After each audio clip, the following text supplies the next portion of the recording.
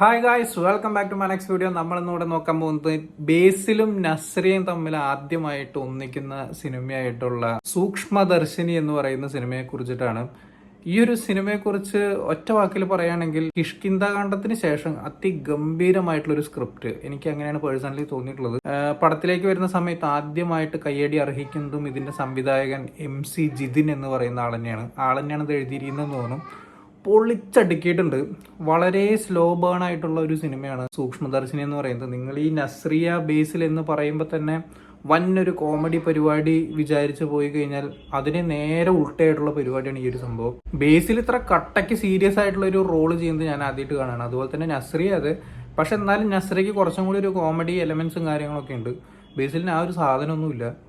പടം തുടങ്ങുന്ന സമയത്ത് ഇന്റർവെല്ല് കഴിയുന്നത് വരെ അല്ലെങ്കിൽ സെക്കൻഡ് ഹാഫിന്റെ ഒരു കാൽഭാഗം എത്തുന്നത് വരേക്കും നമുക്ക് പടം എന്തൊക്കെയാണ് അവർ ചെയ്യുന്നതെന്നൊന്നും നമുക്കൊരു പിടിയും കിട്ടുന്നില്ല. നമുക്ക് കുറേ അയൽക്കൂട്ടം വർത്താനങ്ങളും കുറേ വീട്ടുകാർ അങ്ങോട്ടും ഇങ്ങോട്ടും ഹൈ പ്രൊഫൈൽ കോളനിയിലുള്ള കുറേ ആൾക്കാർ തമ്മിലുള്ള ഗെറ്റ് ടുഗദർ അത് ഇത് എന്നൊക്കെ പറഞ്ഞ് ഇങ്ങനെ ഒരു ഒഴുക്കം മട്ടിൽ പോകുന്നു. അതിൻ്റെ ഇടയിലൊരു ഒന്ന് രണ്ട് മിസ്സിങ് ഉണ്ടാകുന്നു. എവിടെയാണ് ഒന്നും നമുക്ക് എവിടെയും കണക്ട് ചെയ്യാനോ ഒന്നും സാധിക്കാതെ പോകുന്നു. നമ്മൾ എക്സ്പെക്ട് ചെയ്ത് വെക്കുന്ന ചില സാധനങ്ങളുണ്ട്.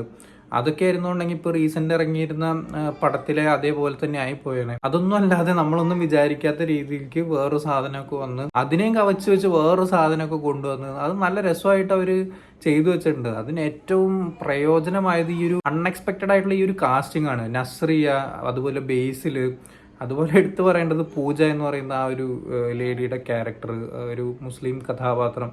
പക്ഷെ എന്തൊരു രസമായിരുന്നു അവരുടെ ആ ഒരു സിറ്റുവേഷണൽ കോമഡിയൊക്കെ കാണിക്കുന്നത് കാണാൻ നല്ല രസമായിരുന്നു. അതുപോലെ അഖില ഭാർഗവനോ അങ്ങനെ എന്തോ ആണ് ആ ഒരു പുള്ളിക്കാരിയുടെ പേര്.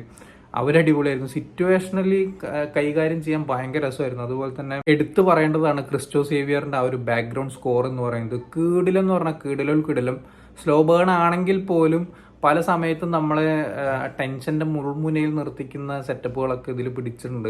നല്ല രസമായിട്ട് വന്നിട്ടുണ്ട്. അതുപോലെ തന്നെ ഒരു സ്കേരി മൊമെന്റ് ഉണ്ട് ഒന്ന് രണ്ട് ഭാഗത്ത്. എൻ്റെ അമ്മ, ഞാൻ ശരിക്കും ഞെട്ടിപ്പോയി എന്ന് പറഞ്ഞാൽ ഒരു 1-2 സെക്കൻഡത്തേക്ക് ഞാൻ ഒന്ന് സ്റ്റക്കായി. സൂപ്പറായിരുന്നു, ഒന്നും പറയാനില്ല. ഈ ഒരു പ്ലോട്ട് ഇവർ എക്സിക്യൂട്ട് ചെയ്യുന്ന ഒരു സംഭവം ഒരു രീതിയുണ്ട്.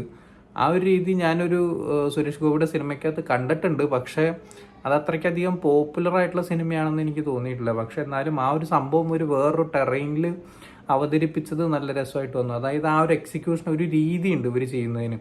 ആ സംഭവമാണ് ഞാൻ പറഞ്ഞത്, അല്ലാണ്ട് കഥാപരമായിട്ടുള്ള ബന്ധമൊന്നുമല്ല പറഞ്ഞത്. സംഭവം എന്തായാലും കൊള്ളാം. എനിക്ക് നല്ല രീതിയിൽ വർക്കായ ബേസിലിന്റെ ഫിലിമോഗ്രഫിയിൽ ഒരു പൊൻതൂവൽ കൂടി എന്ന് പറയാവുന്ന രീതിക്കുള്ളൊരു കിട്ടിലും പ്രകടനം. തീർച്ചയായിട്ടും തിയേറ്ററിൽ നിന്ന് എക്സ്പീരിയൻസ് ചെയ്യേണ്ട ഒരു സിനിമയായിട്ടാണ് എനിക്ക് പേഴ്സണലി സൂക്ഷ്മദർശിനി തോന്നിയിട്ടുള്ളത്. എന്തായാലും കണ്ടു നോക്കുക. നമ്മൾ ഇതുവരെ കണ്ടിട്ടുള്ളൊരു ബേസിലേ അല്ല ഈ ഒരു സിനിമയ്ക്കകത്ത്.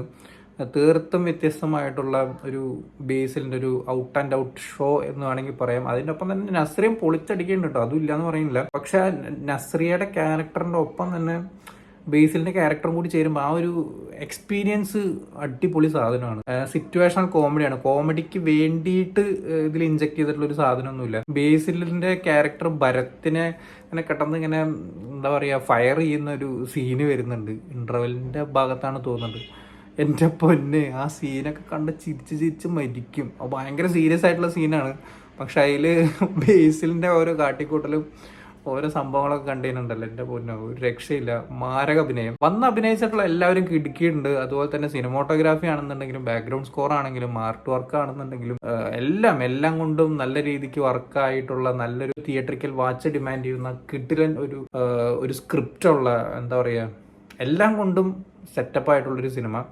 ഇതിപ്പോൾ എല്ലാവർക്കും ദഹിക്കുമോ ചോദിച്ചാൽ എനിക്കറിയില്ല. ഇപ്പോൾ ഫാമിലിയായിട്ട് ചെറിയ കുട്ടികളുടെ ഒപ്പം പോയിരുന്ന് കണ്ടു കഴിഞ്ഞാൽ അവരെത്രത്തോളം അക്സെപ്റ്റ് ചെയ്യുന്നൊന്നും അറിയില്ല. പക്ഷെ ഒരു 20 വയസ്സിന് മുകളിലുള്ളവരൊക്കെ കണ്ടുകഴിഞ്ഞാൽ അവർക്കൊക്കെ എന്തായാലും നല്ല രീതിക്ക് ഇഷ്ടപ്പെടാൻ സാധ്യതയുള്ള നല്ലൊരു സിനിമ. തീർച്ചയായിട്ടും തിയേറ്ററിൽ തന്നെ കാണാൻ ശ്രമിക്കുക. നിങ്ങൾ ഈ ഒരു സിനിമ കണ്ടിട്ടുള്ളവരാണെങ്കിൽ എന്താണ് നിങ്ങളുടെ അഭിപ്രായം എന്നുള്ളത് താഴെ കമന്റ് ബോക്സിൽ രേഖപ്പെടുത്തുക. സോ വീഡിയോ ഇഷ്ടപ്പെട്ടാൽ ലൈക്ക് ചെയ്യുക, ഷെയർ ചെയ്യുക, കമന്റ് ചെയ്യുക, ചാനൽ സബ്സ്ക്രൈബ് ചെയ്യുന്നവരും മറക്കാതിരിക്കുക. See you in the next video guys.